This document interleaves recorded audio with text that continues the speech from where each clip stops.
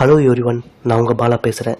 இந்த வீடியோ நம்ம என்ன தெரிஞ்சுக்க போகிறோன்னா, மெப்டால் பாஸ் இந்த மருந்தினுடைய பயன்கள், பெனிஃபிட்ஸ் என்னென்ன, இந்த மருந்து எடுத்ததுக்கப்புறம் நம்ம உடம்புக்குள்ளே போய் இது எப்படி வேலை செஞ்சு நம்மளை நோயிலிருந்து பாதுகாக்குது, இந்த மருந்தை எடுக்கிறதுனால நம்மளுக்கு எந்த மாதிரியான பக்க விளைவுகள், சைடு எஃபெக்ட்ஸ் எல்லாம் வரக்கூடும், இந்த மருந்தை யாரெல்லாம் எடுத்துக்கலாம், யாரெல்லாம் எடுத்துக்கக்கூடாது, இந்த மருந்தை எப்போ எடுக்கணும், எப்படி எடுக்கணும் என்பதை பற்றி தான் இந்த வீடியோவில் நம்ம முழுமையாக தெரிஞ்சுக்க போகிறோம்.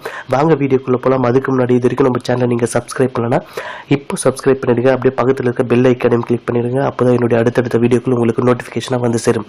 ஃபர்ஸ்ட், இந்த மருந்தினுடைய பயன்கள், பெனிஃபிட்ஸ் என்னென்ன என்பதை தெரிஞ்சுப்போம். மெப்டால் பாஸ் டைக்ளோமின் ப்ளஸ் மெஃபெனமிக் ஆசிட், இந்த ரெண்டு மருந்து சேர்ந்து நம்ம உடம்புல என்ன மாதிரியான வேலையை செய்யுது அப்படின்னு பார்த்தீங்கன்னா, பெண்களுக்கு பீரியட் டைமுக்கு முன்னாடி அடி வயிற்றில் ஏற்படக்கூடிய வலி மற்றும் தசை பிடிப்புகளை சரி பண்ண ஒரு பெயின் கில்லராக அந்த மருந்து பயன்படுது. அது மட்டும் இல்லாமல் பீரியட் டைமில் ஏற்படக்கூடிய அடி வயிற்று வலி, தசை பிடிப்பு, இவைக்கு எல்லாமும் ஒரு பெயின் கில்லராக இந்த மருந்து பயன்படுது. இவை தவிர்த்து பெண்களுக்கு பொதுவாக ஏற்படக்கூடிய இடுப்பு வலி, இல்லை எல்லாருக்கும் ஏற்படக்கூடிய வயிற்று எரிச்சல், இல்லை குடல் தசை பிடிப்பு, இல்லை நார்மலாக உடம்புல தசை பிடிக்கிறது, இல்லை ஜாயிண்ட் மூட்டுகளில் ஏற்படக்கூடிய ஜாயிண்ட் பெயின், இதை சரி பண்ண ஒரு பொதுவான வலி நிவாரணியாக பயன்படுத்தப்படுது. இதை தவிர்த்து தலைவலி நிவாரணியாக, பெயின் கில்லராக இந்த மருந்து பயன்படுத்தப்படுது. அடுத்து, இந்த மருந்து நம்ம உடம்புக்குள்ளே போய் எப்படி வேலை செய்யுது என்பதை தெரிஞ்சுப்போம். இந்த மருந்து ஒரு ஆன்டிபயோட்டிக். இந்த மருந்து குடலில் ஏற்படக்கூடிய, வயிறில் இருக்கக்கூடிய குடலில் ஏற்படக்கூடிய எரிச்சலூட்டும் தன்மை, அந்த சிம்டம்ஸை கண்ட்ரோல் பண்ண, அதே மாதிரி இரைப்பையினுடைய குழாய், நம்மளுடைய இரைப்பையில் இருக்கக்கூடிய குழாய் ரொம்ப சாஃப்டாக இருக்கும், அந்த இடத்துல ஏற்படக்கூடிய வலி மற்றும் தசை பிடிப்புகளுக்கு சிகிச்சை அளிக்க இந்த மருந்து பயன்படுத்துகிறாங்க.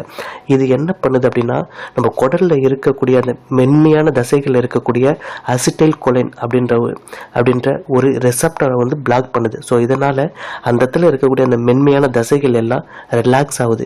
ஸோ இதனால் அடி வயிற்றில் ஏற்படக்கூடிய வலி, தொற்று, பிடிப்புகள், இது மட்டும் இல்லாமல் மூச்சு குழாய், தொண்டை குழாய், இந்த மாதிரியான மென்மையான தசைகளில் ஏற்படக்கூடிய வலிகள் மற்றும் இன்ஃபெக்ஷனை கண்ட்ரோல் பண்ணதுக்கு இந்த மருந்து பயன்படுது.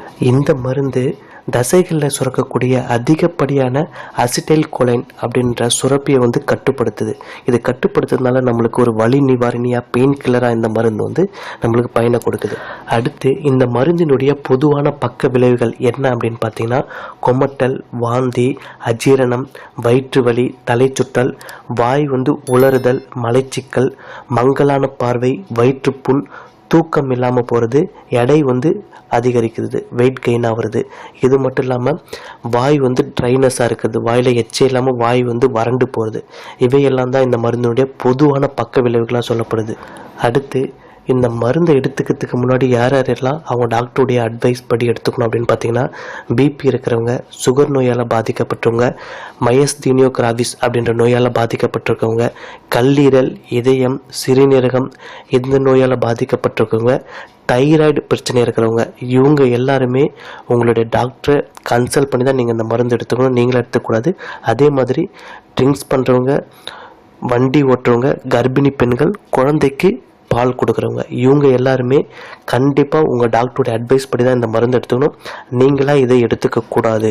அடுத்து, இந்த மாத்திரையை யாரெல்லாம் எடுத்துக்கக்கூடாது அப்படின்னு பார்த்தீங்கன்னா, பெப்டைட் அல்சர், வயிற்றுப்புண், ஹைப்பர் சென்சிட்டிவிட்டி, அப்புறம் இதய நோயால் பாதிக்கப்பட்டிருக்கவங்க, ப்ரெக்னெண்ட்டாக இருக்கிறவங்க, அப்புறம் ஓவர் அலர்ஜிக்கு ஏற்படுறவங்க, ஆஸ்துமா, அலர்ஜி இவங்க இருக்கிறவங்களாம் இந்த மருந்தை நீங்கள் அவாய்ட் பண்ணுறது தான் உங்களுக்கு ரொம்ப நல்லது.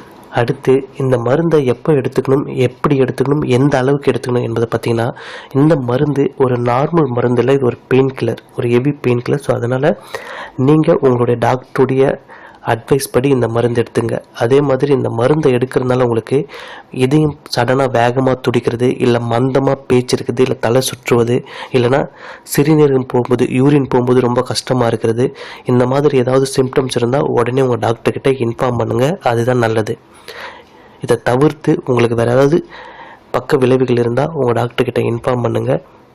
இந்த வீடியோவை எல்லாருக்குமே ஷேர் பண்ணுங்கள். எல்லாருமே இந்த மருந்தினுடைய பயன்கள் என்னென்ன, பக்க விளைவுகள் என்னென்ன, இந்த மருந்தை யாரெல்லாம் எடுத்துக்க கூடாது என்பதை பற்றி எல்லாருமே தெரிஞ்சுக்கிட்டும். நம்ம வேறு ஒரு வீடியோவில் சந்திப்போம். நன்றி, வணக்கம்.